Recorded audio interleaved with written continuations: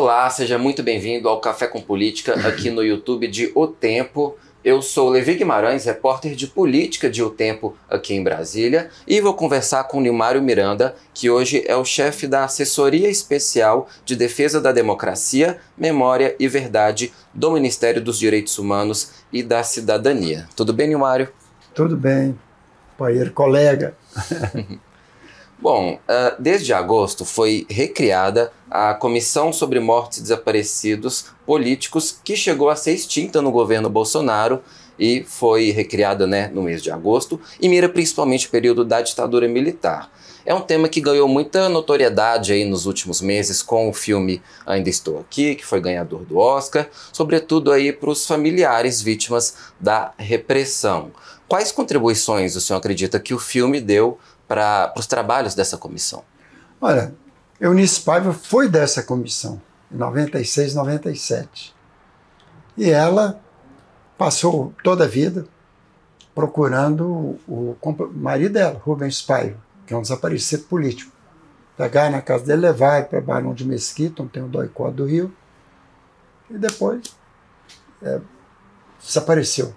Nunca recuperou os restos mortais, nem a certeza da morte, a data da morte. E ela passou a vida assim. Um belo dia, ela recebeu, depois que teve com essa comissão atuando, o certificado de óbito dele. Então ela mostrou a certidão de óbito e falou: nunca pensei que ficaria tão feliz com um documento desse tipo. Mas espera, era a certidão de óbito dele. O Estado está fornecendo isso. Então é evidente que isso trouxe um impacto enorme. E era uma pessoa também que não era clandestino, não era organizado. Não justificava também desaparecer, também, seja quem for. Mas, no caso dele, chocou muito. Deixou uma viúva com 5 filhos, e a vida inteira procurando notícia de como seu companheiro, o pai de seus filhos, morreu e desapareceu. O governo vai fazer uma cerimônia com pedido de desculpas formal para as vítimas dessa repressão ou para os familiares? Tem essa previsão? Ainda não. Nós vamos ter dia 24 agora de março, no cemitério de Perus, em São Paulo, onde restos desaparecidos políticos, restos mortais foram jogados numa vala de indigentes em Perus. Então vai ter um pedido de desculpa público de desculpa do Estado, lá em Perus, às 14 horas, agora, dia 24, segunda-feira que vem. E é importante fazer isso. Agora, para os desaparecidos como um todo, ainda não. O Estado deve fazer isso. Deve isso aos desaparecidos políticos, deve ao Brasil. Agora, essa comissão sobre mortes e desaparecidos, ela busca identificar as mortes de vítimas da ditadura militar, mas ela vem sofrendo com problemas de orçamento, com uma limitação de recursos orçamentários. O que foi possível fazer até aqui? Bom, olha só, como ela foi extinta, ela não podia estar no orçamento em 2023, nem fazer parte do Estado.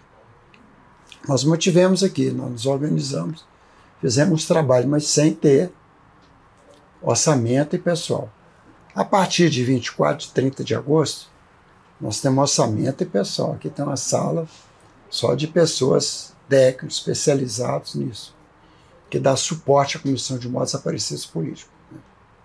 Bom, nos próximos dias a gente vai ter a votação do orçamento de 2025 no Congresso. O senhor acredita que com isso vai ter uma melhora nessa situação? Com certeza. Está dentro do orçamento do Ministério dos Direitos Humanos e Cidadania agora. Agora, o governo ele sempre tem um discurso bastante forte de defesa da democracia. O próprio presidente Lula inclui isso em vários discursos, mas quando é disponibilizado um orçamento limitado até para o próprio Ministério dos Direitos Humanos e, consequentemente, para todos os órgãos que são subordinados a ele, você acha que existe alguma contradição nisso? Não, olha só, ela existe há 30 anos, Julho de 65. Eu fiz parte dela por 7 anos, de 95 a 2002. Fiz 7 anos. Quando todos os 434 casos foram reconhecidos como mortos desaparecidos políticos. Na época, nunca faltou o dinheiro para reparar as famílias. né, que quando o Estado reconhecia, tinha uma reparação financeira. Agora não tem mais, que já não pode mais ter, digamos, família requerendo em caso novo. O período da lei já esgotou. Tanto que para julgar o caso Juscelino, do Geraldo Ribeiro e talvez do Anísio Teixeira, que é um ícone da educação, inclusive em Brasília, vai ser julgado como verdade histórica, não para reparação. Mas nunca faltou, não. Sempre teve os recursos. A comissão, os membros não tem nenhum tipo de remuneração. Comissão de Mortos Desaparecidos. Assim como da Anistia. É um trabalho público pelo bem comum, pelo bem público. Pois é, o senhor até chegou a citar aí o caso do Juscelino Kubitschek, ex-presidente, que morreu em 1976, vítima de um acidente automobilístico, segundo as versões oficiais, né, do regime militar, mas uma morte que foi sempre cercada de muitas suspeitas de que teria sido premeditada pelo regime. O governo vai reabrir essa investigação em torno dessa morte e quase 50 anos depois, né, 49 anos depois, o que dá para trazer de novo para esse caso? Olha só, 76 está no auge dos mortos e desaparecimentos no país. E isso foi até a anistia, foi 79 a anistia. Em 76, o João Goulart, o Juscelino Kubitschek já tinha vencido a recuperar direito político.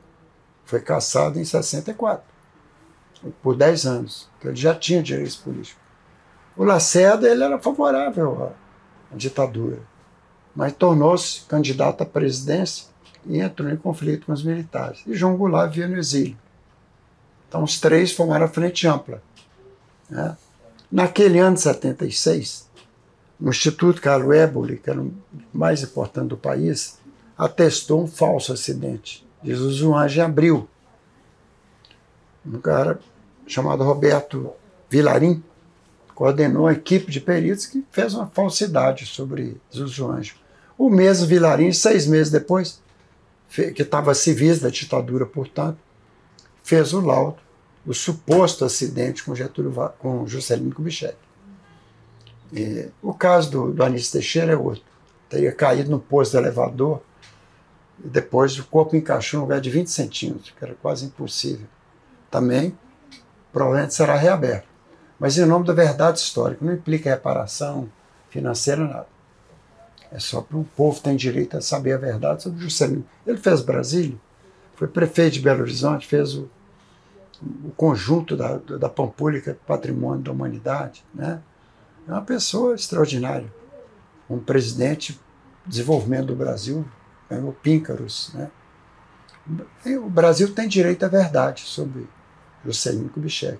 Então tem um laudo novo de um formador de peritos, Dr. Sérgio Eisenberg, que é professor da Politécnica de São Paulo.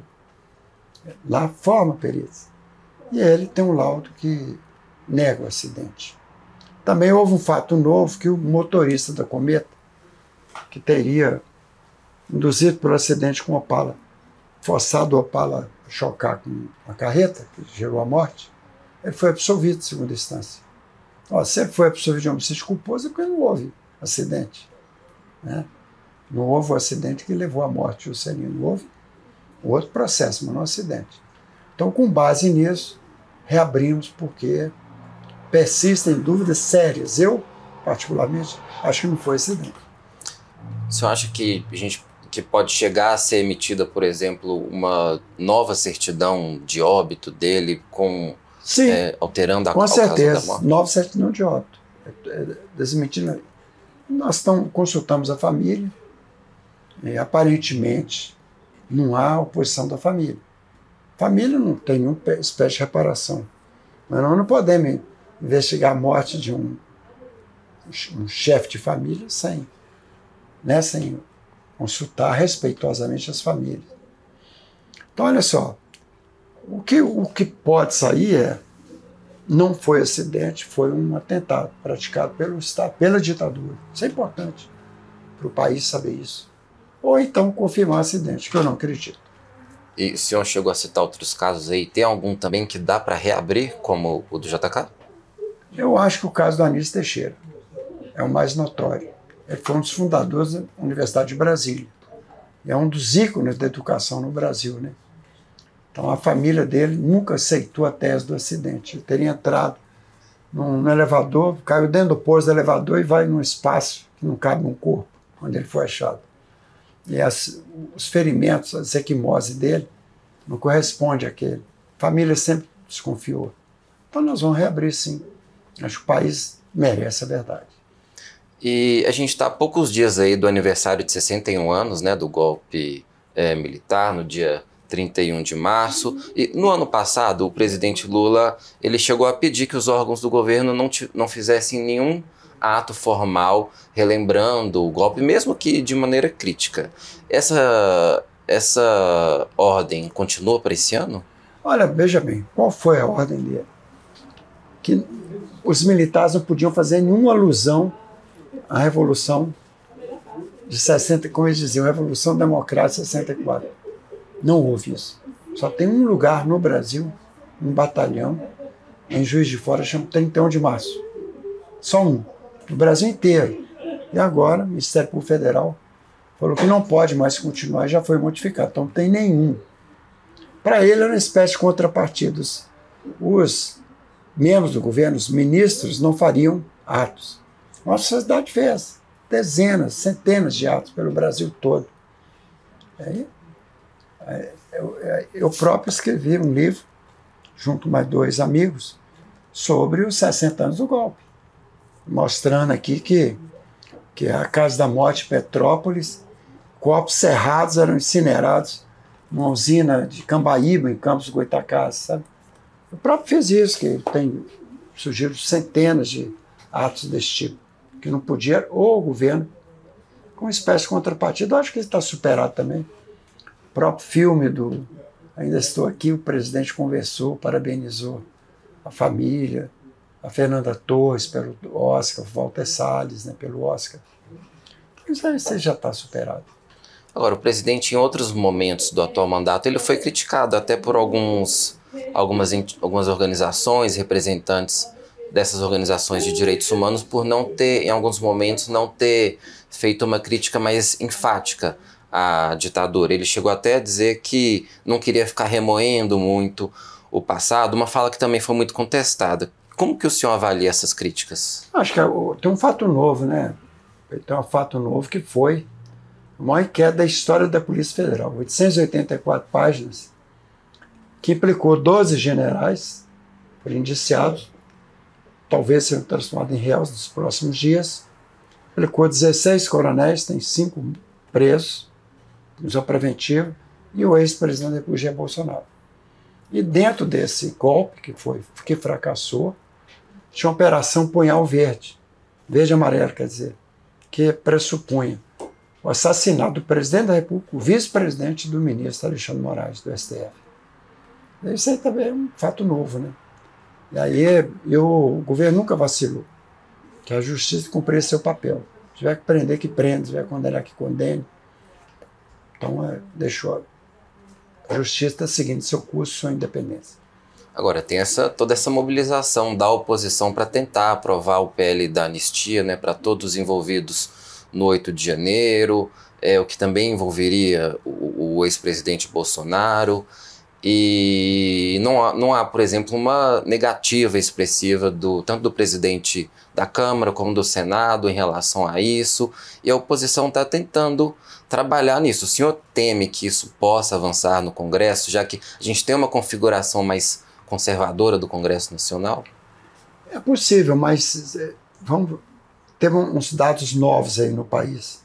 O carnaval hiperpolitizado, sem anistia. Hiperpolitizado. Contra essa anistia, contra o golpe, né? Contra a hipótese de voltar à ditadura. E as posses também, a presidente do STM, do Superior Tribunal Militar, ela é favorável ao inquérito, favorável ao processo, falou, se tiver crime militar, ela vai levar para o STM. O que é crime militar? Se o Jair Bolsonaro for condenado por traição à pátria, por conspiração, por etc., Mas e se tiver conotação de crime militar, ele perde a patente. Ela própria diz que pode sim, depois do julgamento do STF, ter um desdobramento no Tribunal Militar. Então também eu acho que o fracasso do ato dele em Copacabana, no domingo, no dia que foi, domingo foi 16 de maio, diz que até 1 milhão de pessoas, teve 18 mil, segundo um instituto ligado à USP, e 25 mil, segundo o outro. Mas que seja 25 mil, quem esperava 1 milhão ter 25 mil foi um fracasso, né, o ato. Então também enfraqueceu muito essa tese da anistia, até para o próprio Jair Bolsonaro. Aliás, não pode anistiar quem não foi condenado ainda, né? Eu espero que seja condenado. Agora, o presidente Lula ele tem tomado aí algumas decisões visando não comprometer a relação com as Forças Armadas, né? Já que existem aí já que é uma relação delicada, principalmente depois, né, do governo Bolsonaro. Isso faz, em alguns momentos, com que se dê menos atenção do que deveria para as pautas ligadas aos direitos humanos, sobretudo em relação à ditadura, o senhor acredita? Olha, o STF, em fevereiro do ano passado, julgou a GLO, no artigo 142, que não tem poder moderador no Brasil, que os militares estão subordinados ao poder civil. Então isso está definido, juridicamente, no país. Não estão acima da lei e vão ser julgados como cidadão comum. Já está preso um general 4 estrelas da ativa. Indiciado 2 generais, 2 presos, né? E 6 coronéis presos. Isso aí também não é pouca coisa, não, na história do Brasil. Provavelmente serão condenados. Vai ter esse dia 25, vai deixar também os militares, o núcleo militar, virar réu. Ninguém está acima da lei no Brasil. É isso que tem que vigorar. O Estado de Direito tem que se defender. E para os militares implica até crime de traição, que eles juram cumprir a Constituição e eles iam jogar a Constituição no chão. O golpe é romper com o Estado Democrático de Direito. Punhar um verde e amarelo é matar um presidente da República, o vice-presidente que o sucederia e um ministro do Supremo Tribunal Federal. Isso é muito grave. Só falhou porque, felizmente, o chefe do Exército, o comandante do Exército e o comandante da Aeronáutica foram contrários. Aí não teve. O próprio governo americano da época, era o Biden, disse que não apoiaria golpe. Então, o golpe fracassou. Mas um golpe que estava em andamento e fracassou, felizmente, para o Brasil. Então, acho que é isso. O Brasil consolida a democracia desse jeito, sabe? Tem que ser definitivo agora, aproveitar esse momento e dizer, olha, não existe poder moderador, como já está decidido. Logo, os militares têm que seguir a lei, o que está na Constituição, no Estado Democrático de Direito. Agora, muita gente ainda considera a ditadura militar uma ferida aberta na história brasileira, tanto que nas décadas seguintes à ditadura, ali anos 90, 2000, era um tabu, e você quase não via, pelo menos em público, pessoas defendendo o que foi o regime militar, e de uns anos para cá esse movimento ele ganhou força de novo, de pelo menos defender, ou no mínimo relativizar o legado da ditadura. O senhor não teme que isso seja um debate permanente, que essa ferida nunca seja de fato fechada? Olha, eu acho que a democracia, sim, a gente vai construindo, ela vai parecendo peso e contrapeso, né? Há poucos dias nós estamos discutindo os 40 anos do golpe, pelo contrário, da democratização do país. Após do Sarney, né, depois da doença infelizmente levou o Tancredo. E ali, de lá para cá, tivemos uma Constituição democrática. Acho que não tem volta não, viu? Tem volta não. A gente que quer, até mais grave de voltar atrás foi o tentativa de golpe e fracassou, dirigida por Bolsonaro, né, pelo Braga Neto, por essa gente. E eles, né, eu acho que é muito difícil o Jair Bolsonaro escapar à prisão. Muito difícil. Pelos crimes pelos quais seu processo como réu está sendo tipificado. Agora, a gente está há praticamente 1 ano e meio aí da próxima eleição presidencial e existe um cenário aí de, pelo menos nesse momento, uma queda de popularidade do presidente Lula e muita gente questiona se ou o presidente ou um candidato indicado por ele vai ter sucesso nas eleições. Mas com relação aqui à Comissão de Mortos Desaparecidos e ao Ministério dos Direitos Humanos, tem um pouco essa incerteza de que se o próximo governo for um governo mais alinhado, por exemplo, ao bolsonarismo, esse trabalho que está sendo feito aqui ele seja desmembrado e esse legado seja prejudicado? Olha, eu acho que o bolsonarismo está dividido. A direita é dividida. A extrema-direita bolsonarista e uma direita democrática. É provável que ganhe o presidente Lula. Ele fazendo reforma em seu governo para fazer valer as conquistas que já teve. Um crescimento do PIB, pleno emprego, uma redução espetacular da pobreza absoluta no Brasil. Tudo isso vai ter. O SUS, o Mais Médico, está alcançando de novo o país inteiro. Acho que é uma questão dele levar para a sociedade, debater com a sociedade, que é um governo que reconstruiu o que foi destruído pelo anterior. Depende de competência política e isso não falta ao governo. Então não acredito que vai ter mudança, não. Acredito que vai ganhar o Lula e também vai debater, vai disputar com a direita democrática, não com a direita que propõe o fim da democracia. Acredito eu. Nilmário Miranda, chefe da Assessoria Especial de Defesa da Democracia, Memória e Verdade do Ministério dos Direitos Humanos, muito obrigado por aceitar o nosso convite e por nos receber aqui no seu gabinete. Eu que agradeço. Nós somos colegas, né? Eu sou jornalista também. Eu acho que a imprensa está tendo um papel admirável na defesa da democracia hoje. Bom, e muito obrigado a você também que nos acompanhou em mais um Café com Política aqui no YouTube de O Tempo. E você sabe, né? Tudo o que acontece aqui em Brasília, no Palácio do Planalto, nos ministérios, no Congresso e no STF, você acompanha no nosso site e também em todas as nossas plataformas.